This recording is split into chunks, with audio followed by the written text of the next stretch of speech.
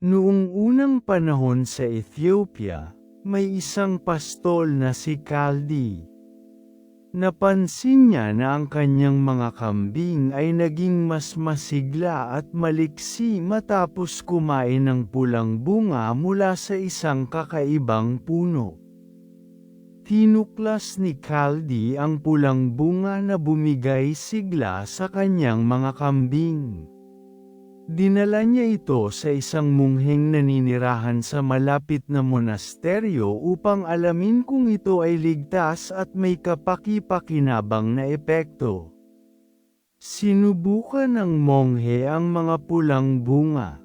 Nalaman niyang kapag pinasingawan at inihanda bilang inumin, nagbibigay ito ng kakaibang sigla at gising na damdamin sa mga nagdarasal sa gabi. Ipinamahagi ng monghe ang bagong inuming kape sa kanyang mga kapwa monghe. Laking tuwa nila nang maramdaman nila ang lakas at sigla na dulot nito, lalo na sa mahahabang oras ng pagdarasal. Mula sa monasteryo, kumalat ang balita tungkol sa kakaibang inumin. Naging tanyag ang kape sa kalapit na mga bayan at ninais ng marami na matikman at matutunan ang paggawa nito. Dinala ng mga mangangalakal ang kape sa iba't ibang lugar gamit ang mga ruta ng kalakalan. Dito nagsimula ang paglaganap ng kape sa mga bansa sa gitnang silangan at kalaunan ay sa buong mundo.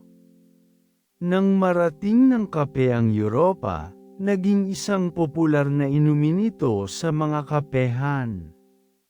Naging bahagi ito ng kultura at buhay ng maraming tao, lalo na sa mga lugar na nagmamahal sa mainit na inumin. Sa kasalukuyan, ang kape ay isa sa pinakapopular na inumin sa buong mundo.